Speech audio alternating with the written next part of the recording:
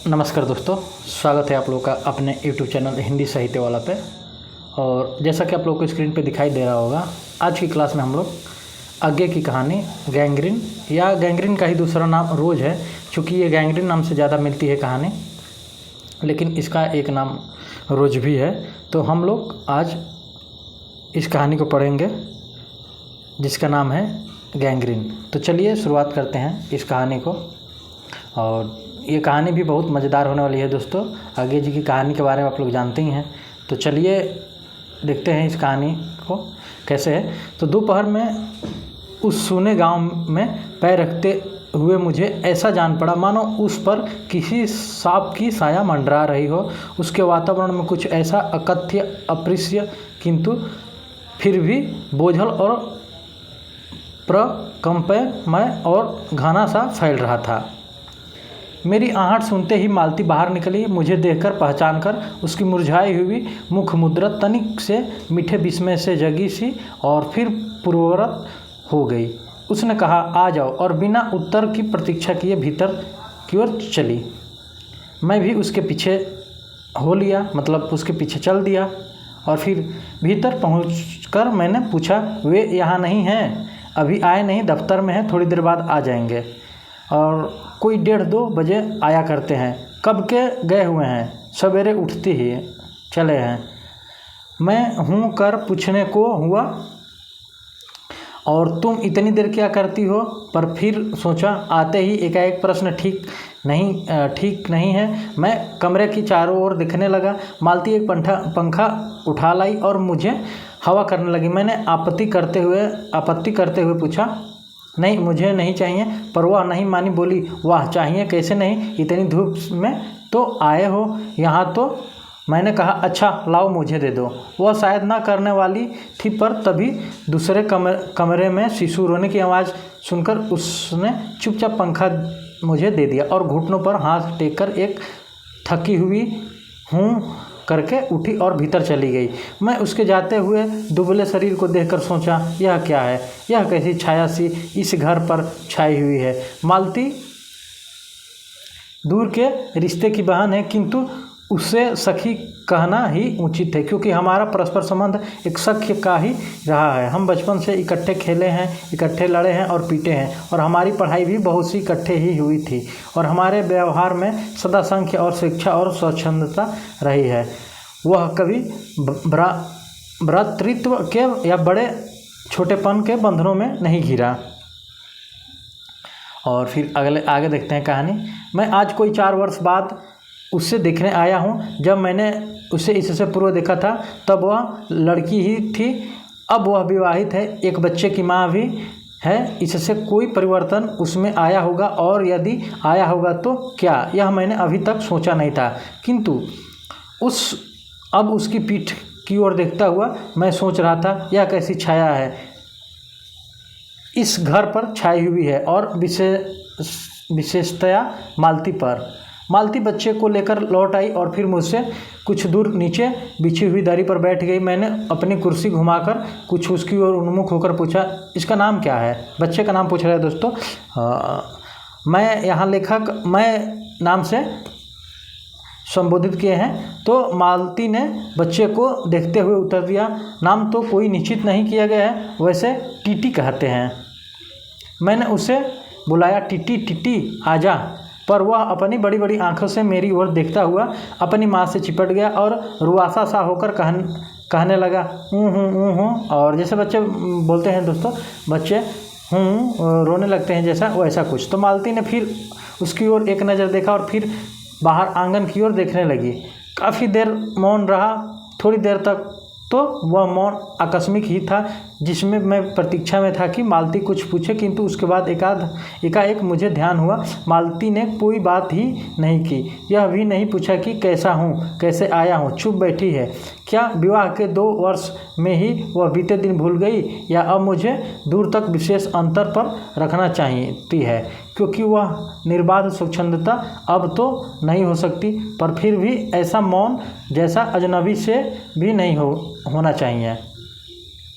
मैंने कुछ खीन सा होकर दूसरी ओर देखते हुए कहा, जान पड़ता है तुम्हें मेरे आने से विशेष प्रसन्नता नहीं है। उसने चौंकर, एकाएक चौंकर कहा हूँ।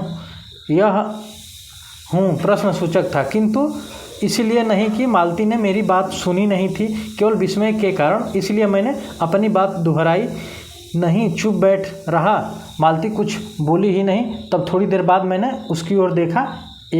वह एकटक मेरी ओर देख रही थी, किंतु मेरे उधर उन्मुख होते ही उसने आंखें नीची कर ली। फिर मैंने देखा उन आँखों के कुछ विचित्र सा भाव था, मानो मालती के भीतर कहीं कुछ चेष्टा कर रहा हो, किसी बीती हुई बात को याद कर, किसी बिखरे हुए वायुमंडल को पुनः जगाकर गतिमान करने की, किसी टूटे हुए व्यवहार तंतु को पुनर्जीवित करने की, और चेष्टा में सफल ना हो रहा हो। वैसे जैसे देर में प्रयोग में न लाए हुए अंग को व्यक्ति एकाएक उठाने लगे और प्रत्येक की वह उठता ही नहीं है, चिर विस्मृति में मानो मर गया है। उतने ही क्षीण बल से, यद्यपि वह सारा प्राप्य बल है, उठ नहीं सकता। मुझे ऐसा जान पड़ा मानो किसी प्राणी के गले में किसी मृत जंतु का तौल डाल दिया गया हो। वह उसे उतारकर फेंकना चाहे पर उतार न पाए।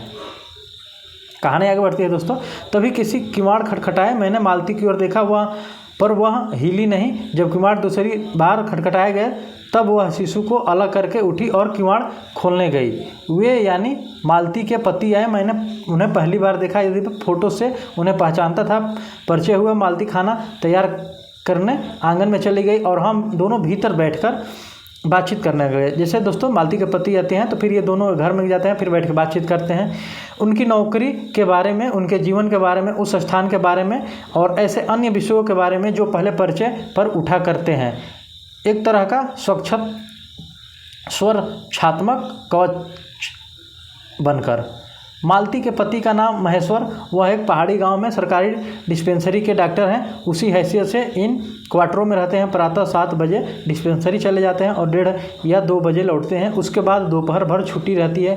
केवल शाम को 1-2 घंटे फिर चक्कर लगाने के लिए जाते हैं। डिस्पेंसरी के साथ के छोटे से अस्पताल में पड़े हुए रोगियों को देखने और अन्य जरूरी हिदायतें करने।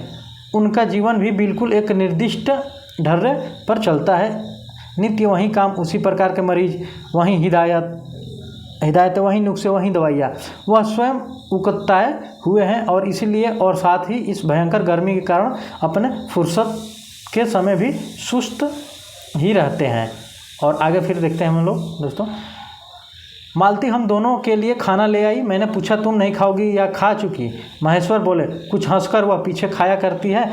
पति 2:30 बजे खाना खाने आते हैं, इसलिए पत्नी 3 बजे तक भूखी बैठी रहेगी। महेश्वर खाना आरंभ करते हुए मेरी ओर देखकर बोले आपको तो खाने का मज़ा क्या ही आएगा, ऐसे बेवक्त खा रहे हैं। मैंने उत्तर दिया वाह, देर से खाने पर तो और अच्छा लगता है। भूख बढ़ी हुई होती है पर शायद मालती बहन को कष्ट होगा। मालती टोकर बोली मेरे लिए तो यह नई बात नहीं, रोज़ ही ऐसा होता है। मालती बच्चे को गोद में लिए हुए थी। बच्चा रो रहा था पर उसकी कोई भी ध्यान नहीं दे रहा था। मैंने कहा यह रोता क्यों है? मालती बोली हो ही गया है चिड़चिड़ा सा, हमेशा ही ऐसा रहता है। फिर बच्चे को डांट कर कहा चुप कर, जिससे वह और भी रोने लगा। मालती ने भूमि पर बैठा दिया और बोली अच्छा ले रो ले, और रोटी लेने आंगन चली गई। अक्सर होता है दोस्तों गांव में ही है कि औरतें बच्चे को खिलाती हैं और वो नहीं मानते हैं, रोने लगते हैं तो उनको कहती है कि और ले भाई अच्छे से रो ले, उसके बाद उनको लेकर ढोएंगे। तो यहाँ पे मालती वही कर रही है। और फिर आगे देखते हैं कहानी। जब हमने भोजन समाप्त किया तब 3 बजने वाले थे। महेश्वर ने बताया कि उन्हें आज जल्दी अस्पताल जाना है। यहाँ 1-2 चिंताजनक केस आए हुए हैं जिसका ऑपरेशन करना पड़ेगा। 2 की शायद टांग काटनी पड़े, गैंग्रीन हो गया है। थोड़ी ही देर में वह चले गए। मालती किवाड़ बंद कर आई और मेरे पास बैठने ही लगी थी कि मैंने कहा अब खाना खा लो, मैं उतनी देर टीटी से खेलता हूँ। वह बोली खा लूँगी, मेरे खाने की कौन बात है, किंतु चली गई। मैं टीटी को हाथ में लेकर झुलाने लगा जिससे वह कुछ देर के लिए शांत हो गया। दूर शायद अस्पताल में ही 3 खड़के।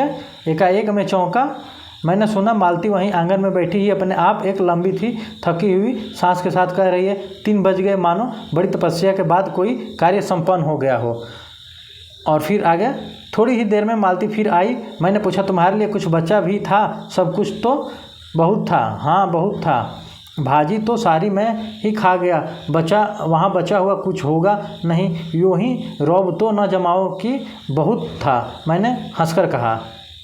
मालती मानो किसी और विषय की बात कहती हुई बोली, यहाँ सब्जी वब्जी तो कुछ होती ही नहीं, कोई आता जाता है तो नीचे से मंगा लेते हैं। मुझे आए 15 दिन हुए, जो सब्जी साथ लाए थे वहीं अभी बढ़ती जा रही है, मतलब बनती जा रही है। मैंने पूछा, नौकर कोई नहीं है? कोई ठीक मिला नहीं, शायद 1-2 दिन में हो जाए। बर्तन भी तुम ही मांजती हो, और कौन कहकर। मालती क्षण भर आंगन में जाकर लौट आई। मैंने पूछा, कहाँ गई थी? आज पानी ही नहीं, बर्तन कैसे मांजेंगे? क्यों पानी क्यों, क्या हुआ? रोज़ ही होता है, कभी वक्त पर तो आता नहीं। आज शाम को 7 बजे आएगा, तब बर्तन मांजेंगे। चलो, तुम्हें 7 बजे तक छुट्टी हुई। कहते हुए मैंने मन ही मन सोचने लगा, अब इसे रात के 11 बजे तक काम करना पड़ेगा। छुट्टी क्या खाक हुई? यहीं उसने कहा। मेरे पास कोई उत्तर नहीं था, पर मेरी सहायता टिट्टी ने की। एकाएक फिर रोने लगा और मालती पास जाने की चेष्टा करने लगा। मैंने उसे दे दिया। थोड़ी देर फिर मौन रहा। मैंने जेब से अपनी नोटबुक निकाली और पिछले दिनों के लिखे हुए नोट देखने लगा। तब मालती को याद आया कि उसने मेरे आने का कारण तो पूछा नहीं, और बोली, यहाँ आए कैसे? मैंने ही तो, अच्छा अब याद आया, तुमसे मिलने आया था। और क्या करने? तो 2-1 दिन रहोगे ना? नहीं, कल चला जाऊँगा, ज़रूरी जाना है। मालती कुछ नहीं बोली। कुछ खीन सी हो गई। मैं फिर नोटबुक पर देखने लगा। थोड़ी देर बाद मुझे ध्यान हुआ कि मैं आया तो हूँ मालती से मिलने, किंतु यहाँ वह बात करने को बैठी है और मैं पढ़ रहा हूँ। तब बात भी क्या किया जाए। मुझे ऐसा लगा कि इस घर की जो छाया घिरी हुई है वह अज्ञात रहकर भी मानो मुझे भी वश में कर रही है। मैं भी वैसा ही नीरस निर्जीव सा हो रहा हूँ, जैसे यह घर, जैसे मालती। मैंने पूछा, तुम कुछ पढ़ती लिखती नहीं? मैं चारों ओर देखने लगा, फिर वहीं किताबें दिख पड़े।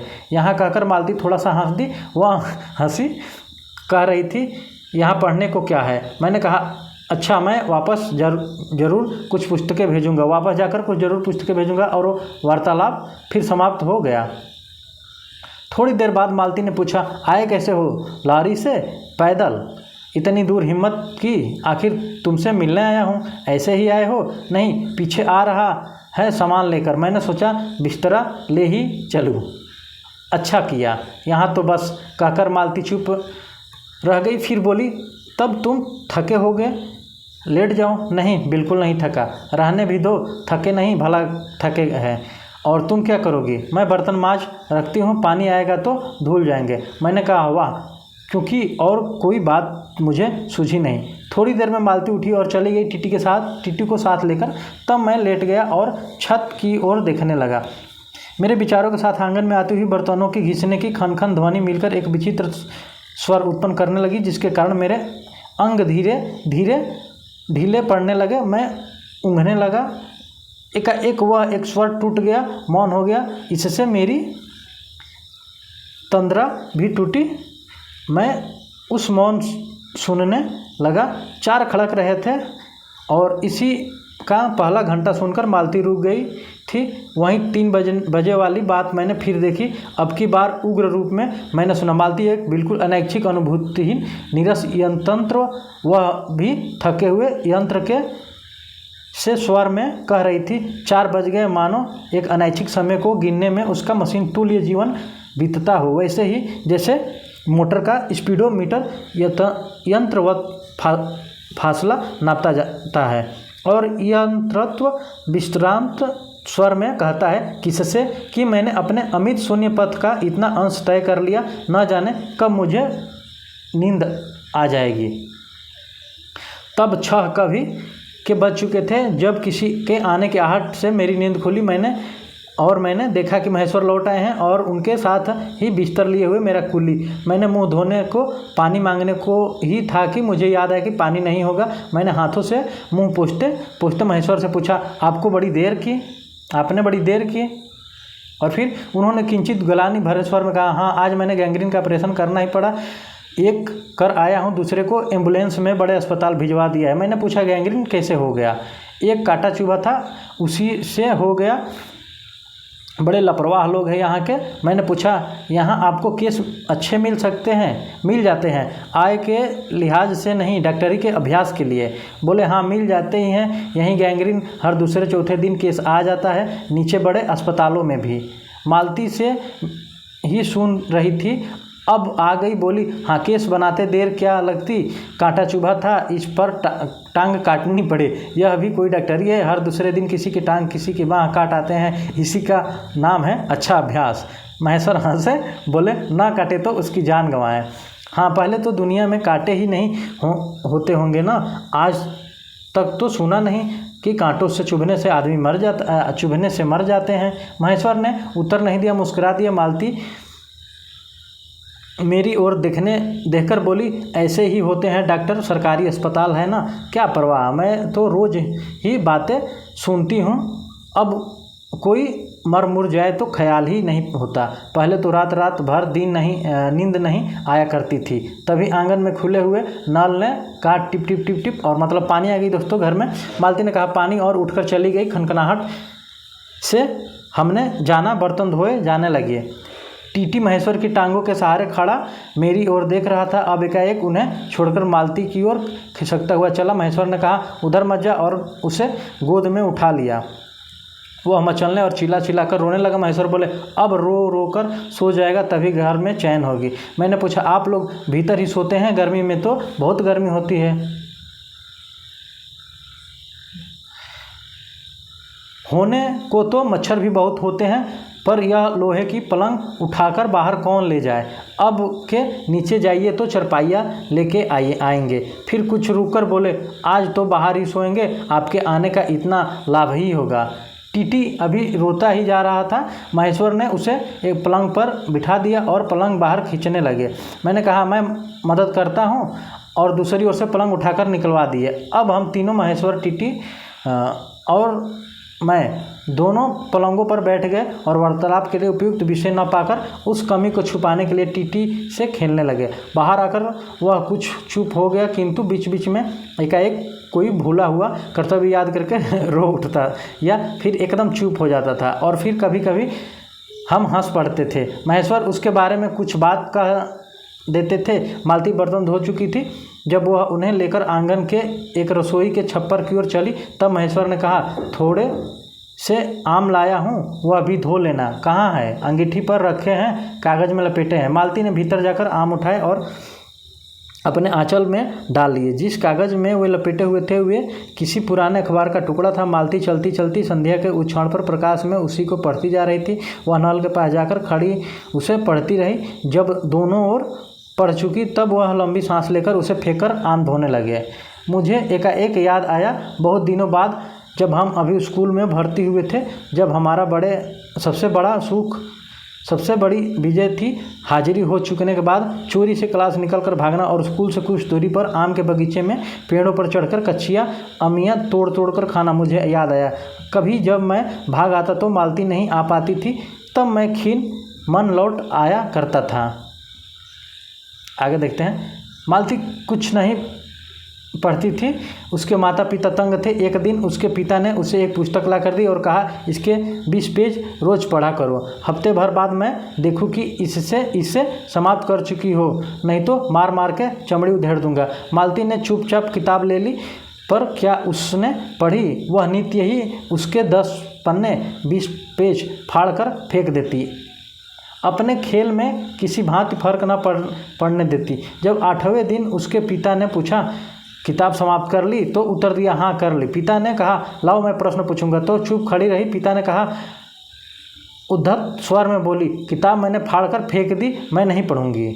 उसके बाद वह बहुत पीटी, पर अलग बात है। इस समय मैं यही सोच रहा था कि उद्धत और चंचल मालती आज कितनी सीधी हो गई है, कितनी शांत और एक अखबार के टुकड़े को तरसती है। यह क्या है? तभी महेश्वर पूछा, रोटी कब बनेगी? बस अभी बनाती हूँ। पर अब की बार जब मालती रसोई की ओर चली तब टीटी की कर्तव्य भावना बहुत विस्तीर्ण हो गई। वह मालती की ओर हाथ बढ़ाकर रोने लगा और नहीं माना। मालती उसे गोद में लेकर चली गई। रसोई में बैठकर एक हाथ से उसे थपकते हुए दूसरे से कई छोटे छोटे डिब्बे उठाकर सामने रखने लगी, और हम दोनों चुपचाप रात्रि की भोजन और एक दूसरे को कहने की और कुछ कहने की और न जाने किस किस न्यूनता की पूर्ति की प्रतीक्षा करने लगे। हम भोजन कर चुके थे और बिस्तरों पर लेट गए थे और टीटी सो गया था। मालती पलंग के एक ओर मोम जामा बिछाकर उस पर लिटा गई थी।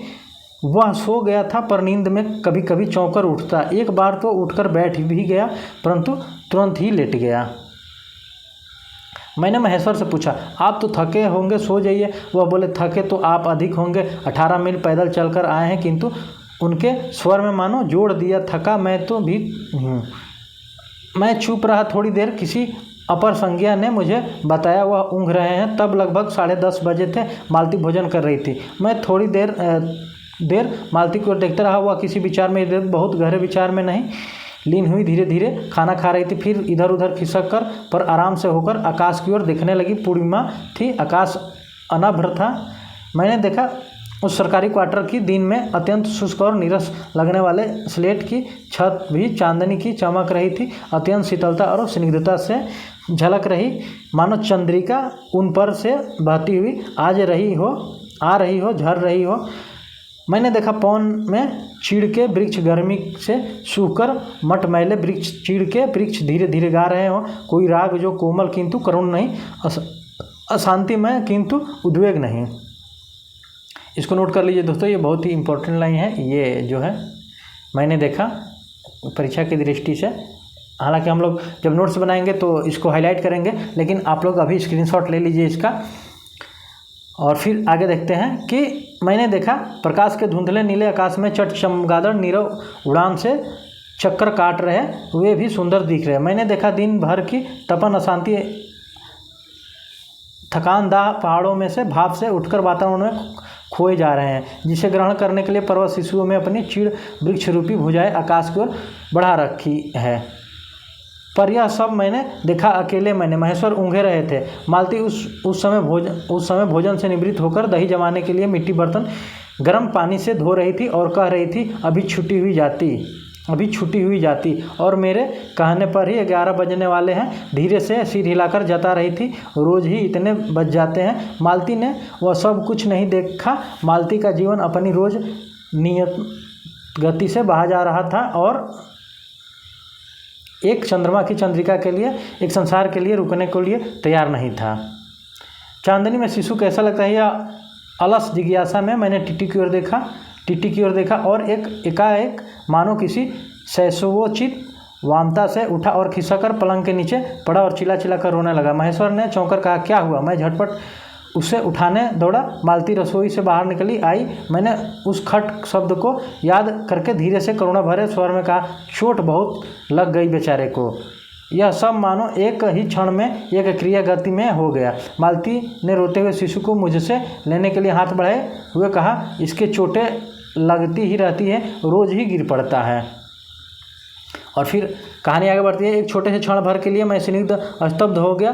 फिर एकाएक मेरे मन में मेरे समूचे अस्तित्व ने विद्रोह कर स्वर में कहा, मेरे मन भीतर ही बाहर एक शब्द भी नहीं निकला, माँ युवती, माँ, यह तुम्हारे हृदय को क्या हो गया जो तुम अपने एकमात्र बच्चे के गिरने पर ऐसी बात कह सकती हो, और यह अभी तुम्हारा सारा जीवन तुम्हारे आगे है। तो दोस्तों ये भी बहुत ही ज़बरदस्त और परीक्षा की दृष्टि से इम्पोर्टेंट लाइन है। आप लोग इसको नोट कर लीजिए, ये पूरा का स्क्रीनशॉट ले लीजिए और फिर देखिए इसका स्क्रीनशॉट ले लीजिए, या आप लोग नोट कर लीजिए। फिर आगे हम लोग कहानी देखते हैं। और तब एकाएक मैंने जाना कि यह भावना मिथ्या नहीं है। मैंने देखा सचमुच उस कुटुंब में कोई गहरी भयंकर छाया घर कर गई है। उसके जीवन के इस पहले यौवन में घून की तरह लग गई है। उसका इतना अभिन्न अंग हो गई है कि वे उसे पहचानते ही नहीं, उसी की परिधि में घिरे हुए चले जा रहे हैं। इतना ही नहीं, मैंने उस छाया को भी देख भी लिया। इतनी देर में पूर्ववत शांति हो गई। महेश्वर फिर लेटकर ऊँघ रहे थे। टीटी मालती के लेटे हुए शरीर से चिपक हो गया था। यदि वह कभी एकाध सिसकी उसके छोटे से शरीर को हिला देती थी, फिर भी अनुभव करने लगा था कि बिस्तर अच्छा सा लग रहा है। मालती चुपचाप ऊपर आकाश में देख रही थी, किंतु क्या चंद्रिका को या तारों को।